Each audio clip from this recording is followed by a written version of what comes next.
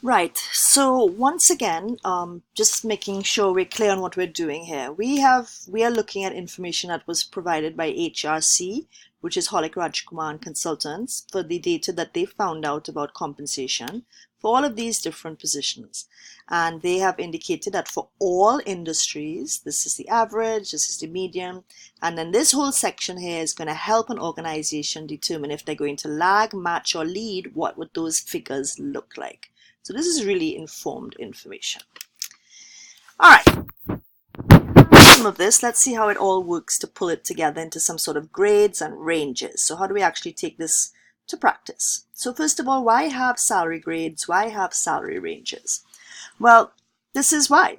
Grades and ranges offer flexibility to deal with pressures from external markets and differences among organizations, because obviously you can have people in the same job. There's some flexibility within how much they can be paid.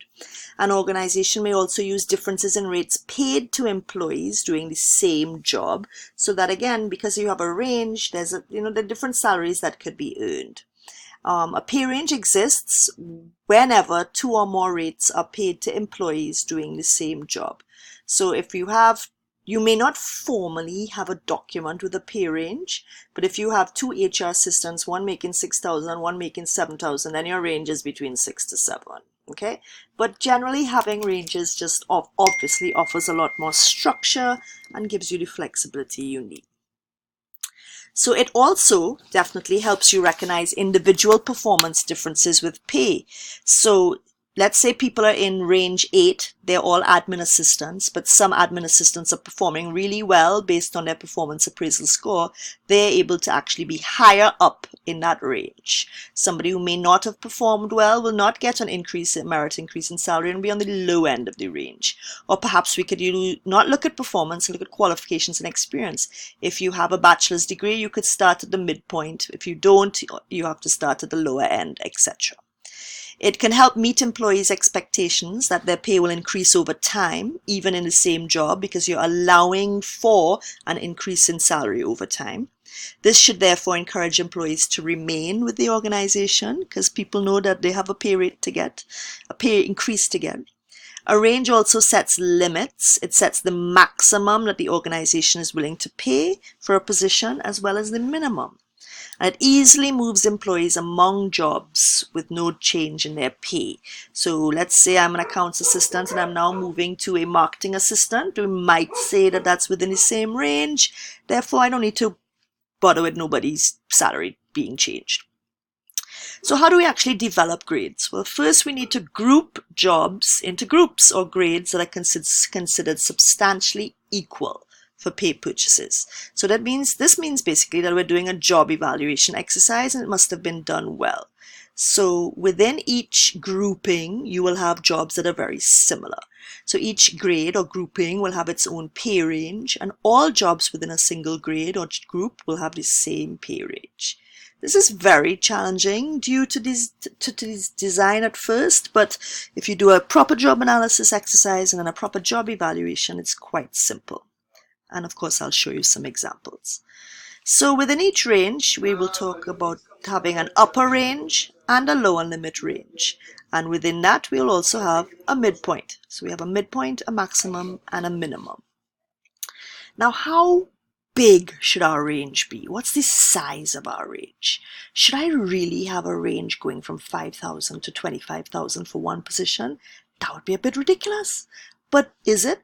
For a senior manager, if the range went from 50,000 to 100,000, would that be so ridiculous? Right. So the size of range is based on judgments regarding how the range supports career paths and promotions. Top-level management positions often have ranges of as much as 30% to 60% above and below the midpoint. So you have the midpoint and the max is 60% above it, the minimum is 60% below it. Entry to mid-level professional and managerial positions may be 15 to 30%, office and production work 5 to 15. Or we use the 25th and 75th percentiles from the surveys as minimum and max. So whatever the survey says is the 25th and the 75th, we're going to use those figures as our minimum and maximum, which probably means we're trying to match our competitors and pay somewhere in the middle. All right, so here's an example of how we start to build this range. So I think this was from Prestige Holdings, again, way back when. They did this very interestingly. They grouped all their restaurant general managers were put in level 6, but within these levels they had a group classification based on the size of the store or the restaurant. So a group 2 store might have been something small like a Citygate or a Charlotte Street or something. The minimum they would have paid them way back then was $2,700.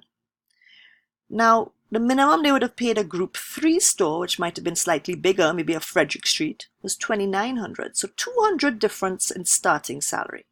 A group 4 store may have been something like a Maribel or West Moorings, $3,300. So they went $400 more. So 200 here and here, between here and here, 400 between here and here, doesn't really say much in terms of understanding. So we tend to now look at the percentage differences. So the percentage difference between 27 and 29 is actually works out to 7.4. Do I have? No, I don't. So it'll be 200 over 2,700 as a percentage. The $400 we've referred to actually works out to 400 over 2,900, which is 12.1%. So we might have said, oh, there's a 200 difference here and a 400 difference here. That sounds about right. But really, there's actually a 7.4% increase here and a 12.1% increase there. Are we okay with those figures between each of these groups? Okay. Right, so this is where we have to start looking at the external or the competitive environment and the pressures that they're giving to make us pay people properly or fairly, but also looking at the internal alignment. If I was a restaurant general manager in a group 3 store, which might be a lot bigger than a group 2 store, am I okay that I'm only being paid $200 more? Maybe I'm quite fine that these people should have been paid $400 more. Now again, these figures are a bit, just for example's sake, this is like 15 years ago, okay? All right, so here's an example. First, we're gonna, so I'm running through the whole thing here. First, we're putting positions in groups. So they have different grade levels here. Everybody in level 8, service technician, MIS technician, assistant brand manager, accounting assistant. Everybody in group 9, all very varied. Internal field auditor, employee relations and development manager, brand manager, marketing, you all get it. This would be my level 10. And this looks like a big Swatis here. These look like my seniors. Group accounting, construction manager. No, these are actually probably not the seniors. It's probably the top of middle managers. They're looking at the whole group. So I have decided, based on a job analysis and a job evaluation, this is how I am justifying my groupings. Everybody in each of these, everybody in level 10 should have a minimum and a maximum that is the same. These jobs are equivalent to each other in terms of how I believe they are valued. Same with here. Now again, another organization might decide, you know what, no, this brand manager, he should be over here. Or this executive assistant, I want this person over here. They can do what they want once they can justify it through a proper job evaluation. Obviously, that's going to be looking at the strategic goals of the organization, what is important, what is valued. But for our example, this is how positions have been grouped. Next step is to look at the external data that we have on all of these positions. So here we go again. This is what we looked at earlier. These are the different averages for the different positions. This is the 10th, 25th, 75th, 90th median. So we have data to work with. Here we have some for marketing. Here we have for IT. So look, I have a position of a senior brand manager here. I know that they were paying an average of this, a 90th percentile of this, which means you're paying, if I pay this, I'm paying more than 90%. A 103, if I pay this, I'm only paying more than 10%. So I actually have all the data of what all industries are paying for all of these positions that I'm looking at. This might be of interest to people. Anyway, this is all the data that I need. So because of this organization and the industry they're in, they decided they're going to be positioning themselves at the low end of all industries. They're going to actually pay between the 10th and the 25th. So they're not trying to compare themselves with the banks, or the oil and energy or the financial sector, they know based on their turnover of profits and sales, they're going to position themselves between the 10th and 25th percentiles. So that means they would be looking at these figures here, between the 10th and 25th. So they're not actually looking at the average. They're going to look at the 10th to 25th. So based on that, this is what they've found. Let's not take on this figure right now. The 10th percentile is that the audit manager should be paid $104,000, the 25th $139,000. They've worked it out from the data. Accountant senior, 84. They actually have a monthly as figure as well, 130. Then what they've done is actually look at what the current salaries paid are. So they can actually see that, hey, look at that. They're paying this person exactly on the 10th. They're paying this one somewhere between the 10th and the 25th. They're paying this one considerably lower than the 10th. This one again lower. This one considerably lower.